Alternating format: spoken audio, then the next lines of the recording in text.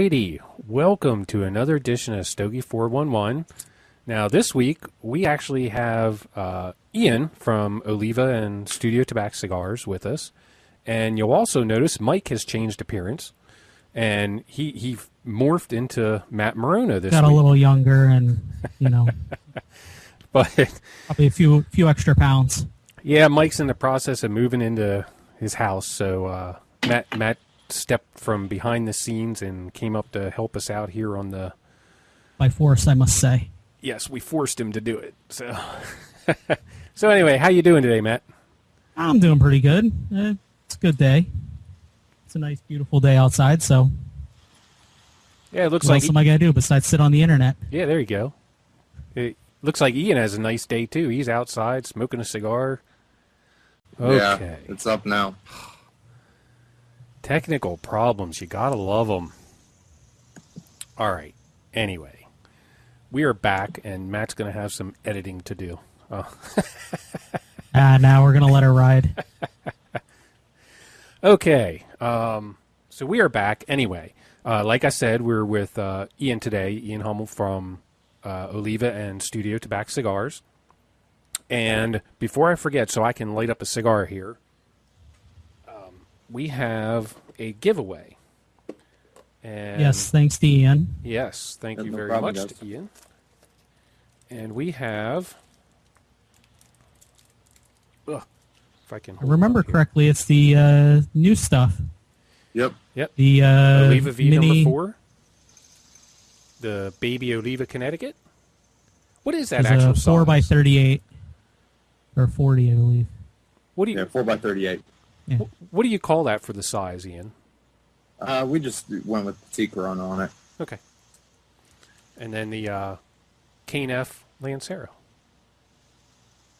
One of yous will win I'm smoking right now. a set of these.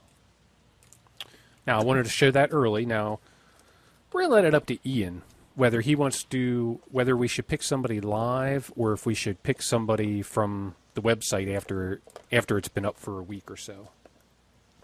So it's entirely up to you guys. I mean, I like giving stuff away to people that are here. Yeah, let's do it that way. I mean, not everybody can always be around, but it's usually good to reward the people. I mean, same mentality as when I do events. I mean, I like to reward the people that came and stuck around and hung out, and sometimes I'll let a couple things go to people that couldn't stay there all the time, and which is understandable. But something like this, maybe we should go and just have it do it while they're here. Good deal. So later on in the show, one of you people who is here live will win the set of 3 cigars from Ian.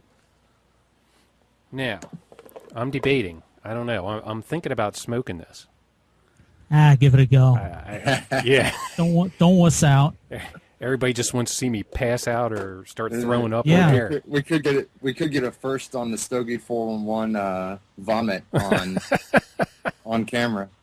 Exactly. Oh, come on, Mikey. All right. Come on, Mikey. I'm gonna light it up now. While I get this ready, we're gonna start here with get your questions ready for Ian too.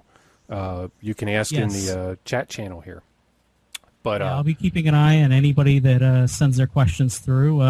We'll go ahead and make sure Ian gets them and go from there. Right. How do I get to this little chat channel, fellas? Oh. You can either go to, well, unfortunately, you got to sign up to respond in it. You have to sign up for Ustream. But you can also just go to the website, stogie411.com. We have a tab at the top for watching it live. And the chat will stream right. I see it. Yeah. Now, do I need to mute that or so I don't get double? Yeah, just turn the volume down on it. Otherwise, you'll hear us about 12 seconds later asking the same questions. Can't you do the pop-out chat from the website? Oh, I got it. I just muted it. I just muted the Ustream. Cool. All right. Well, why go ahead and light this up, Ian?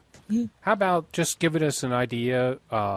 How did you get started smoking cigars, and then how did you get involved with Oliva?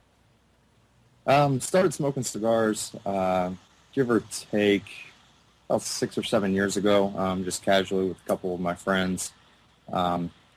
We'd just be smoking them here and there at going out to bars at night and coming back and lighting up a cigar, or having friends over and cooking out and grilling out, and then having a cigar and some drinks outside on a summer afternoon.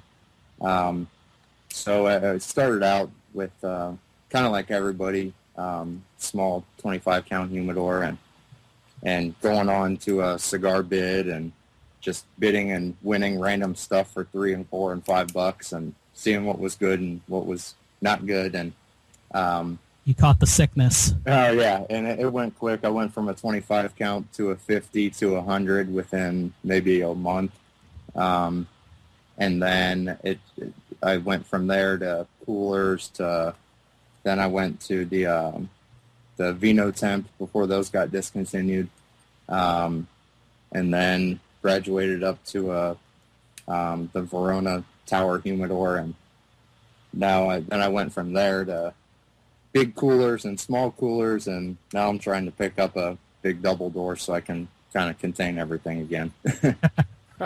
As far as with Oliva goes, when I really started getting into things, I went on to started going up and looking up cigar forums and message boards and kind of seeing what was around there. Joined up a couple at the time. One was Club Stogie, one was Cigar Live, and then Cigar Pass.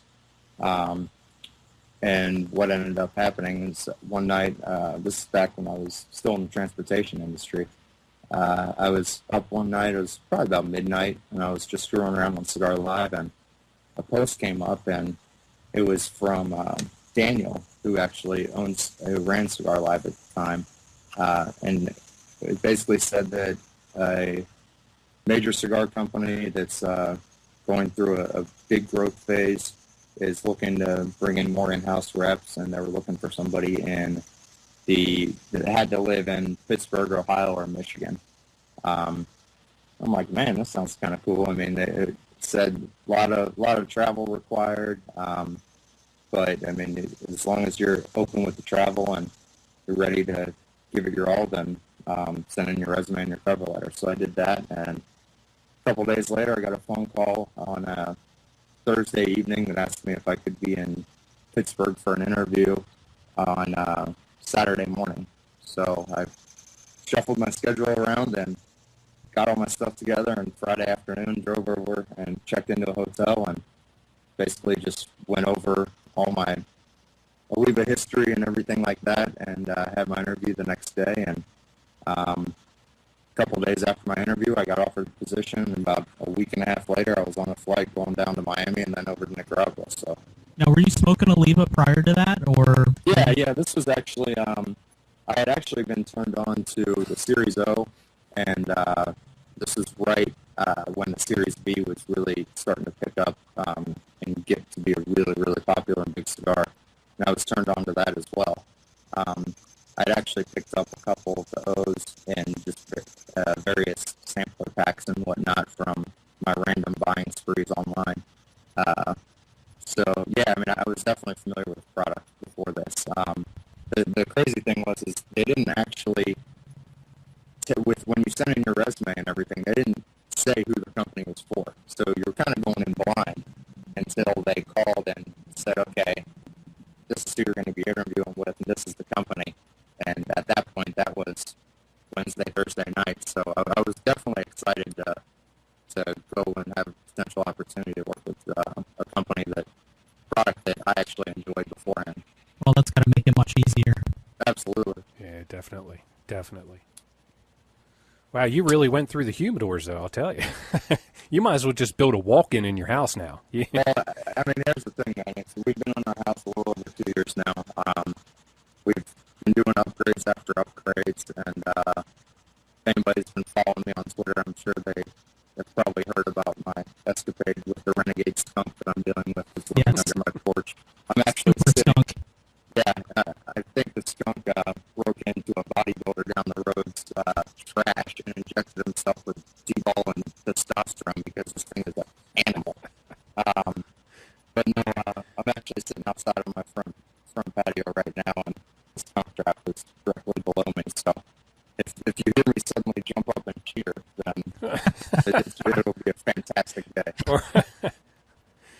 he sprays something and you get up and run away. That would be a terrible day. So we're not going for that. Either one would be entertaining. Yeah. Absolutely.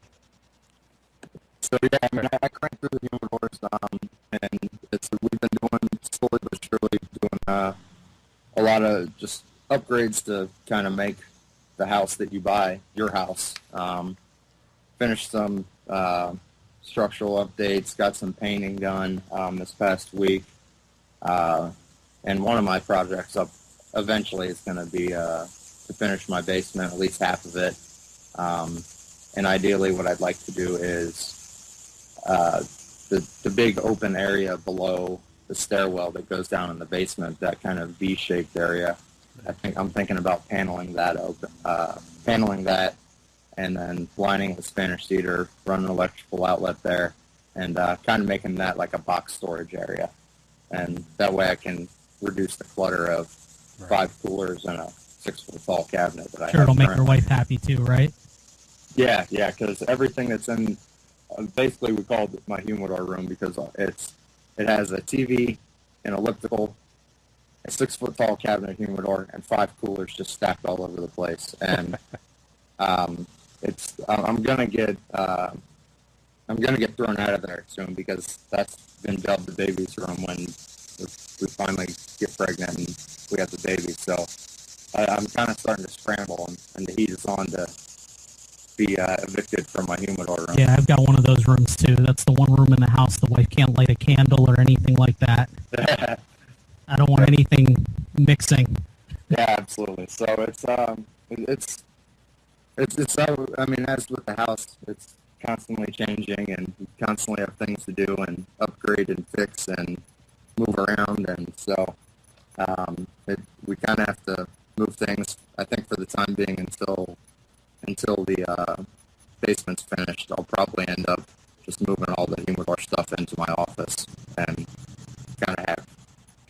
let it run from there. But the office is in the upstairs, and there's definitely not going to be any ventilation in there. So I'm still stuck here out on the patio until we start working on the basement, and I really do it up and put the wet bar down there. I would want to put a golden tea machine in and then drop in an exhaust and do it right. But all that takes a lot of money, and I'm saving for a kid right now, so that's still a ways out. Yeah, they get expensive. Yeah. So I hear.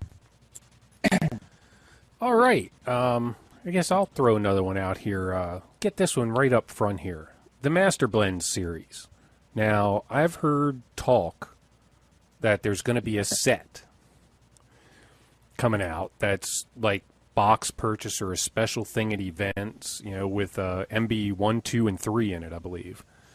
Can you say anything about that? Is there any truth to it, or? There's been, there was one Master Blend humidor created that I actually had the picture. Manny already took the pictures, and he had a swamp schedule the past couple weeks, and he was nice enough to kind of work in and take pictures of it. That one set was given away at the Nicaraguan Cigar Festival, the most recent festival. That box is a handcrafted humidor, all of the hand artwork done on the top of it and on the inside of the top of it. It has features the Master Blend 1s in one side of the humidor and the Master Blend 2s in the other side of the humidor. Carved out Master Blend kind of logo on the bottom right on the outside. Pictures of it I sent over to Charlie at the Cigar Feed, and he posted them a couple days ago. That's the only one really in existence. The thing with the Master Blends is we do have a good stock of them. We have a good stock of 1s and 2s left over. The problem that we're facing and that we're trying to kind of move things around with and figure out how we're going to do this is not all of them are tattooed. The laser broke a while back when we were doing these, which is why the 3s never had a tattoo, and some of the 2s never got a tattoo, and some of the 1s that were still in aging that never made it out to get packaged don't have a tattoo. Now, there's still a bunch that do, So we're trying to figure out how we're going to work this with. We got ones with tattoos. We got ones that don't have tattoos. We have maybe a ton of torpedoes and not many robustos, but maybe half the torpedoes have tattoos and the other ones don't. I mean, so it's so trying to figure out. I mean, and if there's one thing that we all know happens in this industry is people say, "Oh, well, this cigar isn't the same cigar," and this and that, and I know for a fact they're all the same cigars, and they are the Master Blend 1s and 2s, and you can smoke one with a tattoo and one without a tattoo, and you can know it's the exact same cigar. But just from pure branding and re-release standpoint, we're trying to figure out the correct way to kind of go about that. So we are kicking around some ideas of incorporating the stock of 1s and 2s into some Oliva events next year, but nothing's set in stone yet, and nothing's really set in stone as far as if they're going to be in bundles, if they're going to be in the humidors, how, and so. Now, were those chunks of stock held back mainly due to them not having the tattoos, or were they just kind of personal stock, or? They were mainly just the personal stock and just stuff that we made them, and we had the 1s and the 2s were both numbered boxes. So once those number boxes went, we didn't want to issue out more boxes and kind of take away from the collectability and the whole point of having the number boxes. So they're just kind of left back there. They're absolutely the first thing that we all run to when we're down in Nicaragua and we get in the aging room, and everybody goes straight to the back, and we all know by hand where the 1s and 2s are. There's crazy stuff back there. There's 1s and 2s. There's old bolds. There's old school original Florida Olivas. I mean, there's millions of cigars in aging down in Nicaragua. So it's always interesting to see what you kind of pull up when you're down there. I can imagine so. It's any cigar lover's candy store. Yeah, absolutely. So on the same vein with the Master Blend, we had somebody email us a question. Captain Billy, he asked, is there going to be a Master Blend 4? Yes. Yes. Is there any idea on timeline yet, or no? We just started really kind of talking about it. So it's ideally 3 is most likely coming to an end here soon. And with the end of 3, the goal is to obviously do a 4. So right now it's just in the talking stages. You guys haven't really gone beyond that. We're talking about it. I mean, we're always doing research and development and playing around with blends. And Carlos and Gilbert are just notorious for just making stuff down in the factory. And Gilbert is an absolute mastermind when it comes to blending, and he has all these different fields of different test tobaccos and different ways he's been playing with fermentation. I mean, so there's always stuff going on down there. So a matter of what blend may become Master Blend 4 and when it may be, I have no idea. If I had to guess on what little I've heard and what's been talked about, I would hope next year. But like I said, people have been asking about Master Blend 4s for years now, and this is the exact reason why we never really give dates, because in the cigar business, anything can change. I mean, well, it depends how the tobacco does and all that stuff. Absolutely. I mean, you can nail a blend and you can think it's ready to rock, and you can want to put it into production, and then you find out a couple of polones of tobacco that you're going to use as a wrapper or a filler, whatever it may be, didn't ferment the correct way, or something happened, and then you kind of have to kind of backpedal and potentially go back to the drawing board or wait till it's okay. And so it's a lot of this that, I mean, your average cigar smoker doesn't really realize that the agricultural science that goes into tobacco and the growing and all that. And I know what goes on and how crazy it is, but I don't claim to know how to blend a cigar or how to do any of that. I mean, I go down there and I look at the factories and I go to the fields, but it looks Carlos nice, it tastes good, and that's what matters, right? Yeah, Carlos and Gilbert, that's what they're doing, and that's their jobs, and that's what they've done to help get us to our company to where it is today, is putting out a good quality, consistent product at a good price point, and that's what we're going to try to maintain doing. Now, you said about the laser was broke. Is there any talk about getting that fixed in order to engrave the... No, the problem. The laser broke. We're ruining a lot of cigars with it.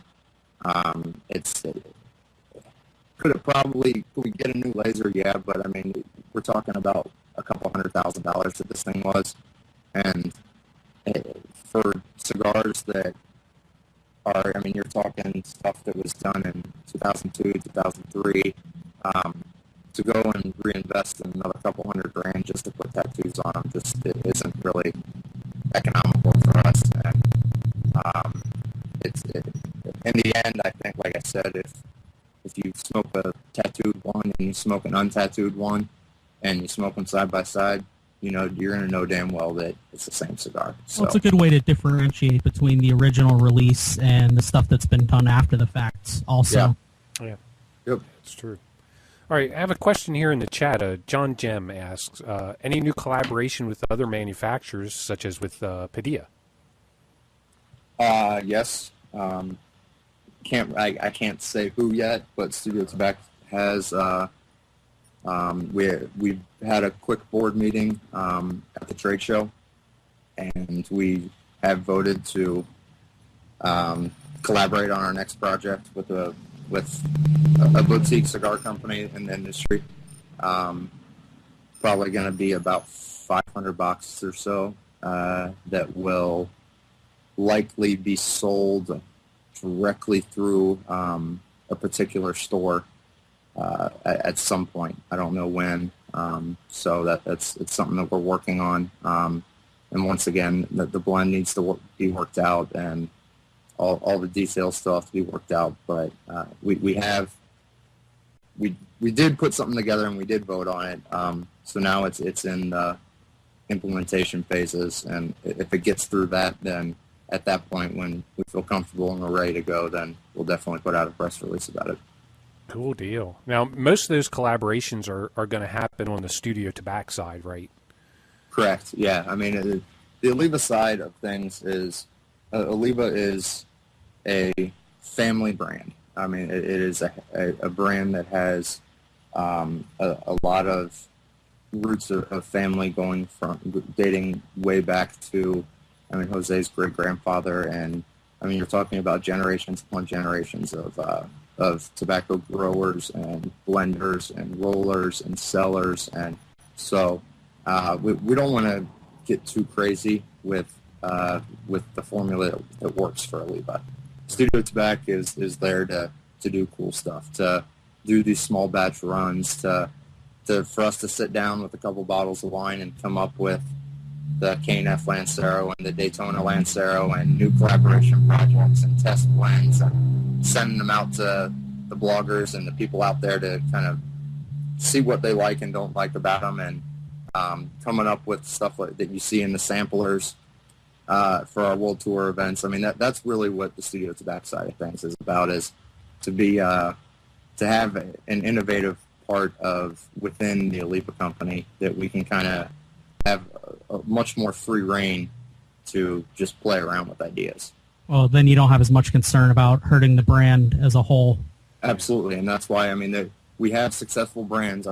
We have the Cane Daytona, the Nub. I mean, they're all kind of housed under at the Studiotobac as non-Oliva brands, and we'll continue to future non-Oliva brands will be under that umbrella, and that, as well as collaborations and all sorts of different things. So it gives, like I said, that the main focus of it was to give us room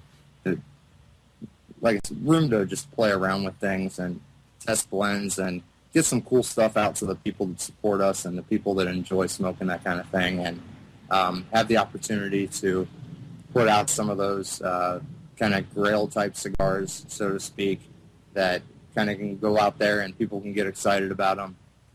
But by no means are we going to be in the game of scarce marketing and gouging and all that kind of stuff.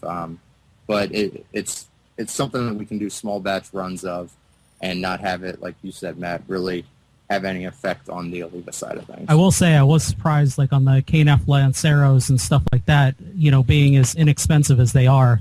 I mean, that's, people see, I think you said that's a small batch as well, correct? Yeah, I mean, it was basically we took orders for them, pre-orders for them. Retailers had an opportunity to buy them at the IPCPR. They could pre-order them, and then they're going to be shipping in the first week of October. And it was to the point where we're going to make however many were ordered, but there just won't be any reorders. I mean, we had some shops that ordered 50, 100, 150, 200 boxes of them. So, I mean, the goal is to get that cigar out there at a good price point, and it's done its job. That cigar has clearly been the front runner and the winner and the slam dunk in that sampler pack that we did during the World Tour. And it's gotten rave reviews on sites all over the internet. And so now it's the time is that everybody wants it. And so we're going to make it, and we gave everybody a shot to buy it. And then when it's run its course, which will be after that production ship, then it's done and we'll be on to the next one. Oh, I like the fact that you guys did put it out at a reasonable price, because quite often the limited editions come out to be, $10 to $20 range because it is the scarcity. And absolutely, and ultimately, I mean, we're talking about people that came to our events, spent their hard-earned money buying a box or 2 boxes or 3 boxes, or in some cases, I had a launch event in Tampa Humidor. I think a guy bought 15 boxes. I mean, it's these people. They support our brands and support our products day in and day out. So to then release a product that that they all like and they all loved, and in a sample, it was put out in that sampler, and then to say, okay, well, thanks for buying all this product and thanks for supporting us, but now it's going to be $15 for the cigar. I mean, it just doesn't make sense. We want to get that cigar back into people's hands and let them enjoy them. And so, I mean, a lot of these guys, they were buying multiple boxes because they wanted multiples of the F Lancero or multiples of the DS001 or whatever it may be. So now we're going to give them an opportunity to buy the most popular stick out of there in a 10-count box in some beautiful tubes, and they can just enjoy them and pay $6.50 for them. Yeah, that's one question we have from the chat room. Speaking of the Lanceros and limited editions and stuff, the Cane Daytona Lancero. Is there still talk of that possibly going beyond those 3 bundles? Given the unexpected European Cigar Journal Nicaraguan Cigar of the Year award that we got without really knowing how we got it in the first place until we did some little research. It's going to get released. As far as when we can, we're hoping to potentially do it for the holidays this year if we can get it done in time. Everything kind of once again falls down to just making sure we can get the product right. We can get the boxes done correctly by our box factory, and we can have the quantity that we need. I will say that more than likely it probably, given on the time frame we're working with, probably won't be as big of a production run as the F Lancero. And we're also kicking around a couple different ideas about pairing it with some other cigars that may have not been released yet that we've been working on, and kind of putting together a holiday sampler. Cool. We have it's been the same since we got this award and people started asking us. We're still trying to figure out how we're going to do it, but it will eventually come to market, yes. Now, hopefully by the end of this year. Will that be more of a general release, or will that be more like the KNF Lancero where you're going to only do it may be smaller than the F Lancero depending on how it's packaged, what it's packaged with, and how much we can really get done and produced and aged in an appropriate amount of time.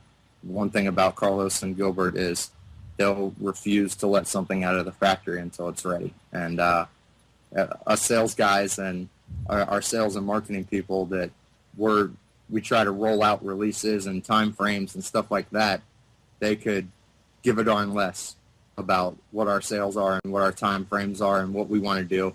What they care about is the fact that they have a cigar that holds their family name on it, and if it's not ready, it's not going out. So basically, you guys want it out for the holidays, but it'll come out when they're ready.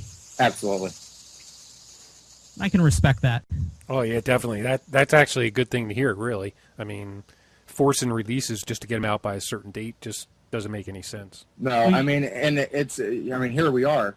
We got the Nicaragua 2011 Nicaraguan Cigar of the Year, and we're sitting here like, well, what are we going to do with this thing? I mean, some people said, let's just not release it and let's just have it as, let's release it out to a couple guys and we'll hand it out and we'll send it out to people online and we'll do it like that. Some people said we should just put them in boxes of 25 and release them as a regular line extension. Some people said we should do a really, really crazy small batch run. I mean, so we've had so many different ideas thrown around, and I think it's going to be, I think ultimately we'll go with something. It's not going to be a crazy small batch run, but it's also not going to be a full release. It'll be in the realm of, potentially in the realm of the F. Lancero, but maybe not quite as many.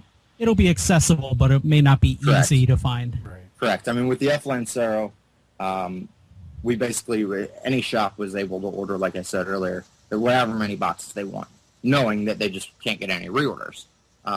With this, we may make a straight production run, and similar to what we do with like the V Maduros, and give each rep's region or territory an allocated amount of boxes, and they go and sell them within their territory, which is, I think, probably going to be how things will work. But like I said, it's everything I've said so far could still be all being worked out. Could change an hour after we get off here. So I still vote just to, you guys don't know what to do with all those master blends. Just send them to us here at Stogie 411, and we'll distribute them for you. How about that?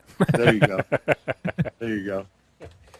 Now, Mikey, you are smoking the KNF Lancero. How's that working out for you? Because I know you don't smoke the strong stuff that often. Yeah, it's really not hitting me yet. Well, I haven't stood up. I mean, when I go to stand up, I'll probably fall flat on my face. But I personally think this is the most flavorful of the canes I've had. So I absolutely love this one. Personally, I don't care for the regular cane. I had the cane at an event over in Lancaster. Actually, Walt came down and we smoked a cane there.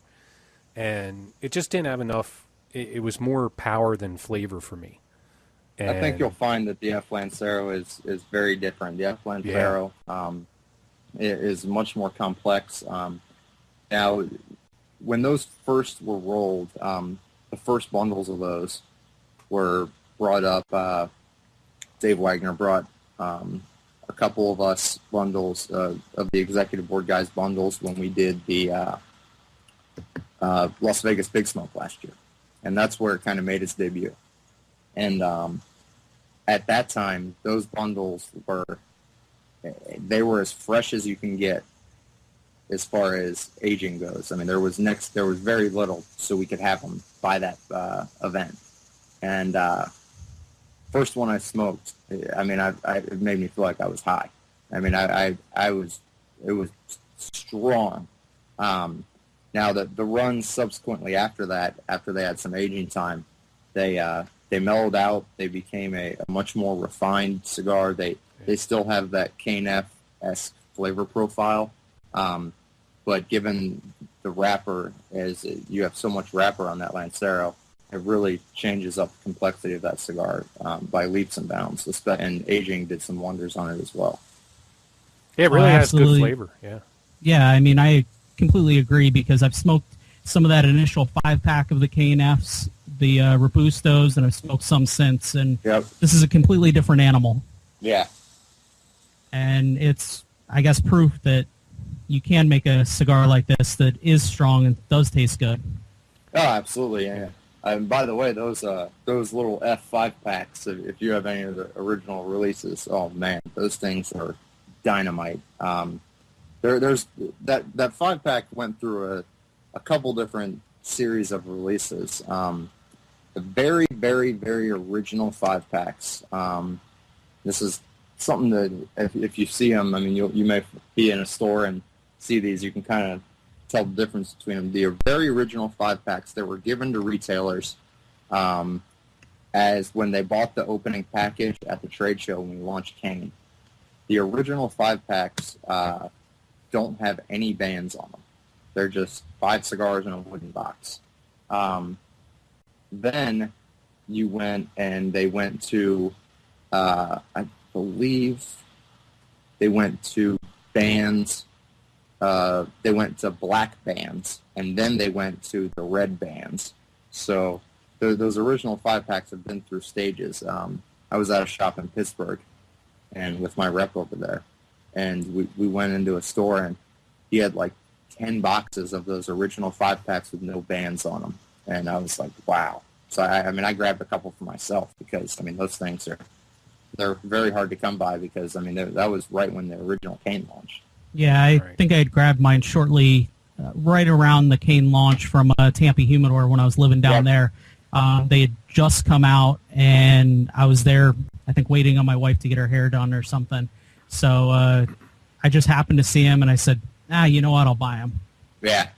So, and yeah, they were definitely good, but this is different level.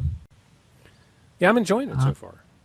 But for a little off the topic here for you, Ian, Jose Oliva just won House seat in Florida. Do you think, is it going to have any effect on the company? Is it going to have any effect, do you think, on anything with the cigar industry? I mean, I think having somebody of Jose's stature and kind of leadership coming from a basically a self-made family business, taking him and his brothers and his sister, going from, I mean, they're the epitome of a family, small business, American dream type thing. And I think having somebody like him kind of working for not only the state of Florida, but working for cigar rights and for people involved in the cigar business, obviously the last thing he wants is to see his family business crushed and hurt from taxes and smoking bans and stuff like that. So I absolutely think that it's going to benefit us. As far as day-to-day operations, I mean, he's still as active as he's always been. With this day and age, with technology the way it is, and Skype and instant emails and video conferencing and all that stuff, the small time that out of the year that he is in session and whatnot, I really don't think it's going to really affect things. With Dave being promoted up to vice president of sales, I think he's really taken a huge role as far as really helping guide this company. And so he's in the process of moving down to Miami here soon and going in-house and leaving Pennsylvania to kind of help streamline the thought process of anything that goes on. I mean, any way you cut it with technology the way it is, you still all have to schedule times and everybody be online and do all that, whereas it's a lot easier when Dave gets down into Miami to walk right down next door and talk to Jose or talk to Paul, our CFO, or anybody like that and get things done immediately. Oh, yeah, we definitely know that. It's difficult to get everybody's schedules together. Yeah, so I mean, I think it's going to be nothing but good for this industry to have Jose up there. And hopefully, I mean, more and more people within this industry get more involved because, I mean, that's really what we need. We need voices and we need to be heard. And I know that up in Michigan, they're really working hard. I mean, they're having big legislative meetings. They have a whole Michigan Tobacco and Cigar Association that they just had a big meeting with the government up there to work on lowering the cigar taxes, work on lessening the smoking ban the way it's set up right now.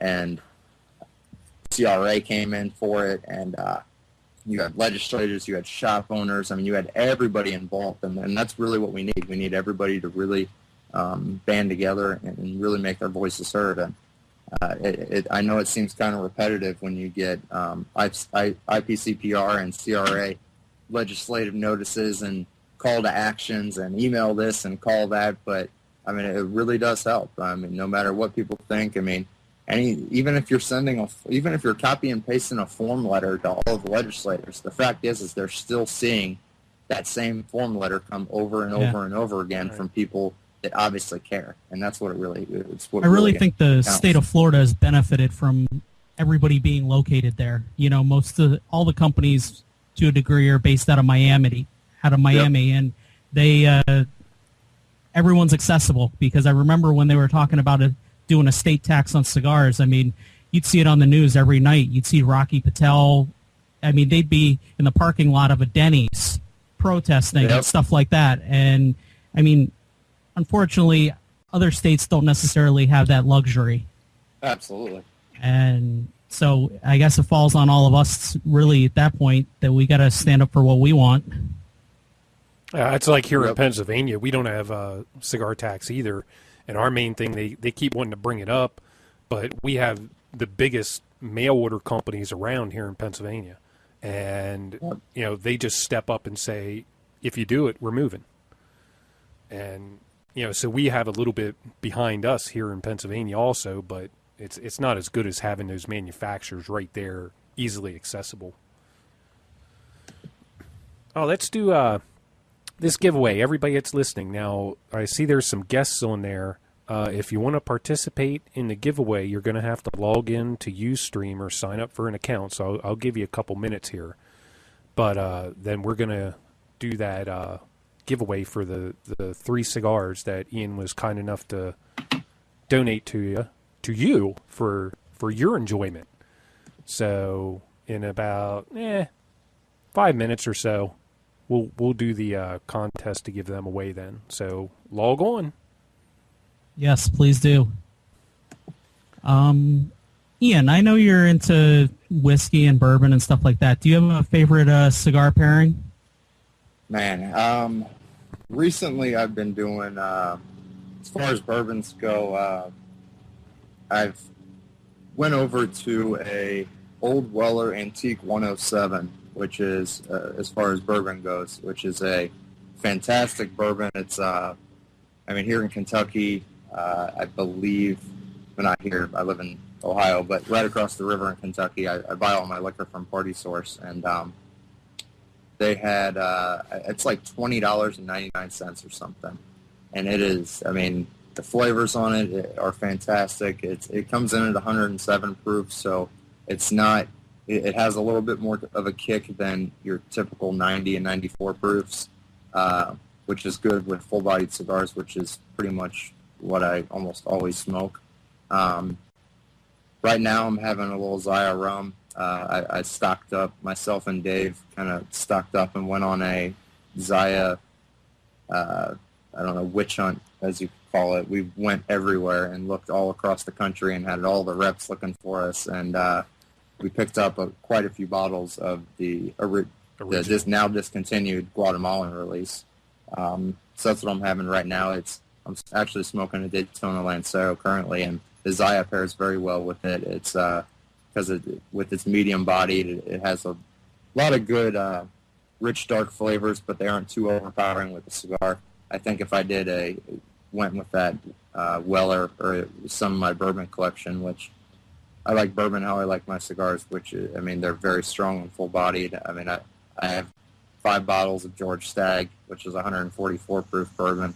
I got all sorts of crazy stuff. I drink a lot of Booker's, which is like 122 to 127. So those go well with if you're smoking an F Lancero or a V, or even in some cases a Master Blend. But when I'm doing Daytonas and I'll go down to the O Maduros and stuff like that, I try to tone it back a little bit so I don't get too much from one or the other.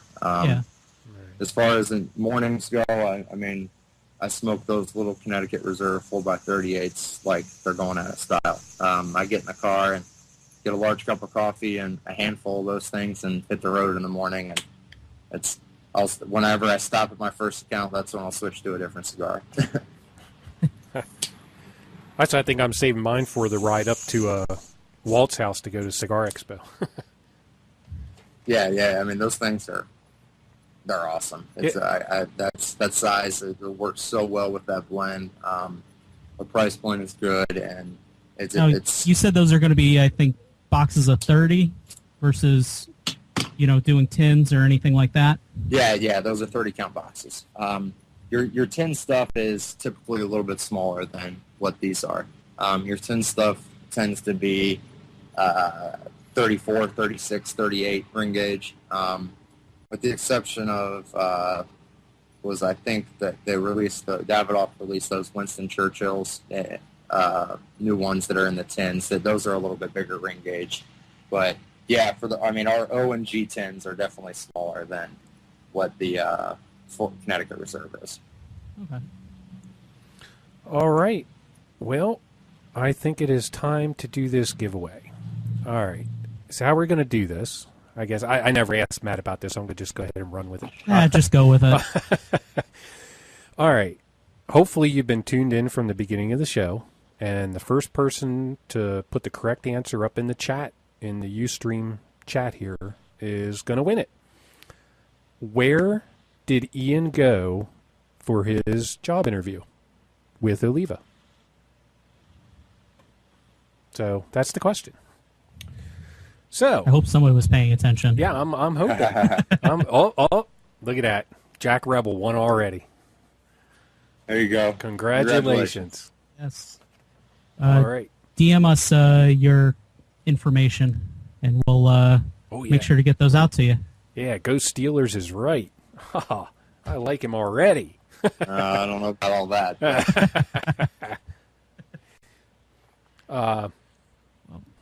All right. What about cigars outside of Oliva? What are you enjoying these days?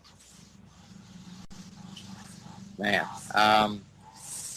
smoked one cigar I really liked was the La Casita de Criollo that Pete Johnson did. I think it's a price point is very good on it. I think it was blended very well with that broadleaf tobacco.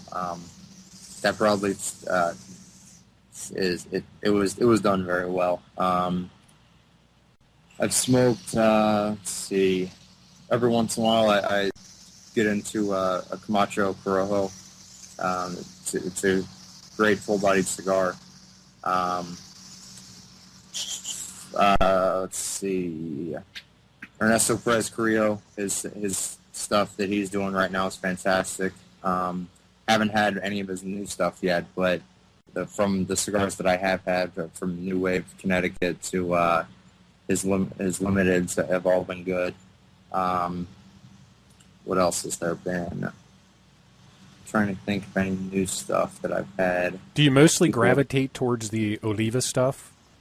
Yeah, I mean, honestly, having worked for them for almost 4 years now, it's my palate has become so accustomed to how Carlos and Gilbert blend and the flavor profiles that they have in their cigars that, I mean, more often than not, I mean, like I said, man, I have a 150 quart cooler and 4 55 quart coolers and a 6 foot tall cabinet, and a lot of it's Oliva, but I mean, there's a lot of it that I have in there that I've had and I don't buy stuff to age stuff. I buy stuff to smoke it, but I have so many damn cigars at this point that I just am aging it because I don't smoke it. And, but I mean, for me, I guess I always know what I'm going to get when I grab a Daytona or I grab a Series B or I grab an Omaduro Robusto or a Connecticut 4x38. So it's, I don't know. Plus they're always available to me, so that kind of helps. Right. Yeah. But I mean, I think consistency is very big for me, and as it should be with a lot of cigars, with all cigar smokers. I mean, when you're spending money on things, or even if you're not spending money on things, and when you grab something, you should know what you're expecting. Yeah. And I know when I grab a Series V what I'm going to be smoking, and then there have been so many times where I sat in front of my humidor and stared at all these. I mean, I got boxes of Opus and it was all this stuff that I've had just over the years and years and years I've been smoking cigars, and and it'll all be staring me in the face, and I'll grab a V Double Robusto, and it's nothing against any other cigars. It's just what I smoke, and I always try to smoke if I see people talking, or if one cigar's in particular is getting a lot of good reviews, or a lot of people are talking about it, or it's getting hyped up on the internet. I always try to go out and buy a couple and smoke them and see what's out there, because I mean, I can't. I'm going to look like an idiot if I'm at an event working and supposed to be a guy to talk to you about cigars, and I ask you what you smoke, and so I can try to put you onto something of mine, and I have no idea what cigar you just said and what the flavor profile is. So I mean, I always try to smoke the new stuff that it's definitely getting that's getting legs or getting traction, that's competing with us. So I at least know when I get faced with that question, what to say. And I think as a cigar rep, it's important to do that. And anybody that sits back and says they don't smoke anybody else's product and they don't do that, I mean, I think they're doing themselves and the customers a huge disservice, because knowing that kind of information is what will help guide your consumer into the correct cigar. And if I have a guy that comes in and says, hey, I smoke mild Connecticut, I smoke Ashtons, and I smoke this. I mean, I had this exact scenario happen before we had the Connecticut Reserve, and this is the main reason why we made the Connecticut Reserve. Is there you guys at events and they smoke Ashtons and Macanugos and just really mild stuff, and it's what I ended up doing a lot of those times is I just give them a Series G or something out of my pocket. I don't want them spending their money on something that they're not going to like. And if based on what they say, if I don't feel they're ready to go into a more medium to full body flavor profile, which is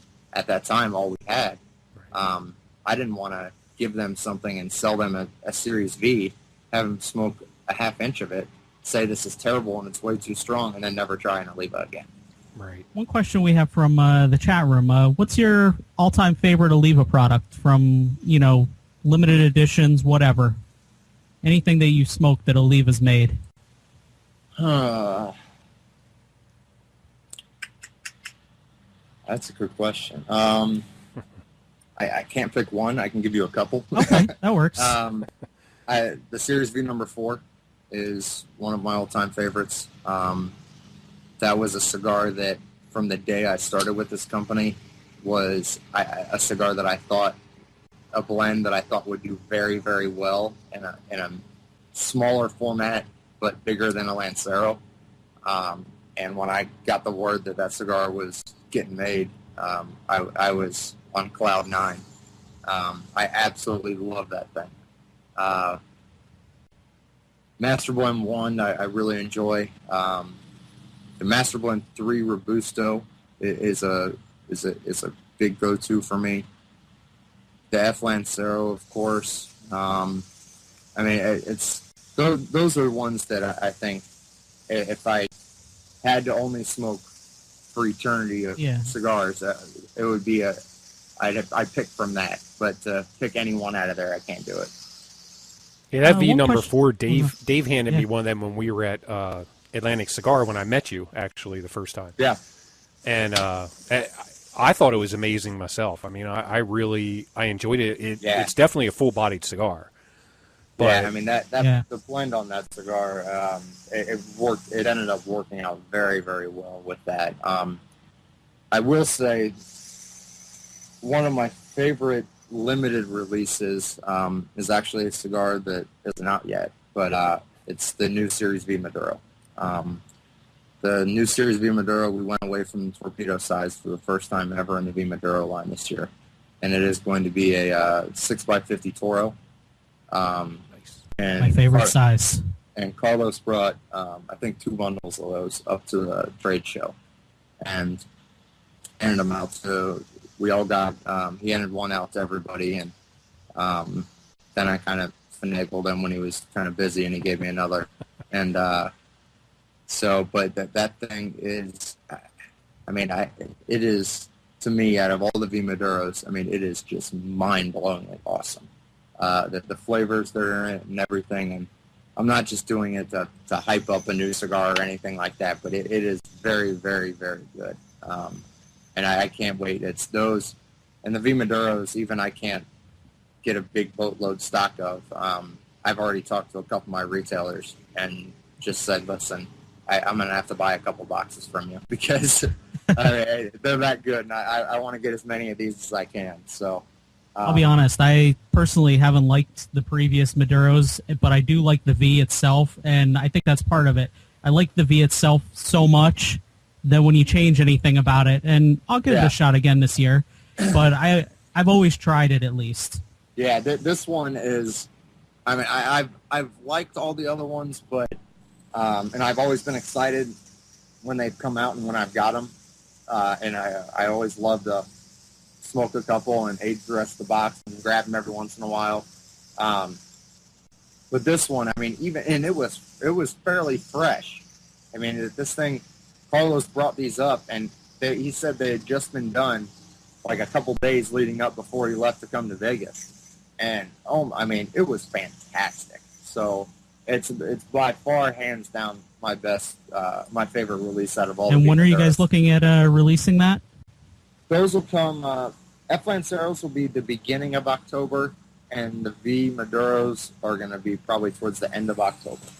Okay. So we'll probably give all the reps their allocations and have them hit the road, just getting those into shops. Probably towards the end of next month, and give them a couple weeks to kind of go through their territories and see everybody and get their orders together, and then they'll go out probably 4 weeks or so after that. Cool. All right. Well, one question I do have that's left is your cigar rep, and I know I've seen a lot of people say that, a lot of guys say, it looks like an easy job, anybody could do it. And what are some misnomers that you think that people have about cigar reps that, you know, I know it's not for everybody, but what do you think makes a good cigar rep? And I think a lot of it really has to do with the dedication to your job. If you're going to go into this thinking that you're just going to go around and sit around in cigar shops and smoke cigars and be an order taker, then you're going to fail. You're going to fail miserably. You really have to make a connection with the shop owners, and you really have to make a connection with the end users. And because ultimately the shop owners are the ones buying the product from you, and then you need to have a product that can sell to your end users. You need to be able to be very personable and do events and interact with the consumers.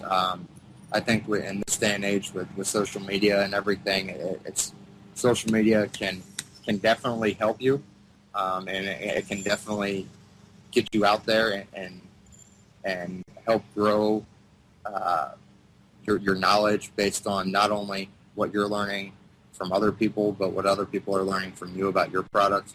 Social media can also be a downfall. If you don't do it and you don't understand that you represent your company as a social media person, and you're talking about going out and getting hammered and making fun of people and getting into fights when you're drunk and stuff like that, I mean, that's definitely not the thing you should be doing. Yeah. But obviously, I think everybody knows that travel is a big thing, and there are a lot of sacrifices to be made, and I think it does take a strong relationship. If you have a girlfriend or if you're married, it takes a strong significant other, whether it be a husband or a wife, to really understand what we do and the amount of travel we do. I mean, I'm coming up here. I'm on 11 flights in like 3 weeks or something in the next couple weeks, and I mean, I'm gone. I'm going Labor Day weekend, and I've missed birthdays for my wife. I've missed my friends' birthdays and family members and anniversaries. I mean, there are things that are sacrificed constantly. I mean, hotel living, any way you cut it, is not glamorous. And I'm in hotels a lot. I mean, airport security is really not my... Yeah. Uh-oh. I think Ian froze up. I think Ian froze up. Let's see if he comes back out of it. But yeah, well, he dropped off. Well, we were hitting up on our hour anyways. But yeah. I don't know if he'll come back here. Must have lost the connection, or yeah, sounded like there was a plane overhead or something. Here he came back online, so it's we'll pull him back in here for the last little bit, and but I was about ready to let you all go. There we go. There he is. Yeah, see what happened there was my wife probably figured out I was out here too long, and I haven't been home much, so she cut the internet. So now your video's not on again. Yeah, but ultimately, it's a lot of travel. It's a lot going on. In the end, I'll still say that I wouldn't want to be working anywhere else in any other industry. In the grand scheme of things, I do work and smoke cigars, and that definitely doesn't suck.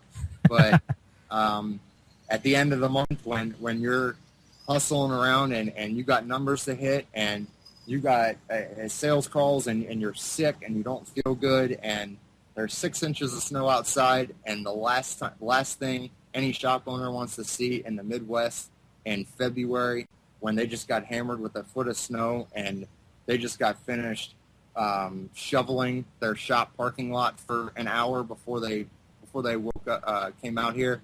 I mean, when you really get into that, and you have to get up out of bed, and instead of going to an office and being in the heat and just doing your work, you're in and out of your car, you're stepping through slush, and you're ruining clothes, and you're listening to people tell you, why are you even here wasting my time? You know it's February, you know there's a foot of snow on the ground, and you know in the back of your head that you got numbers you got to hit and you got things you got to get done.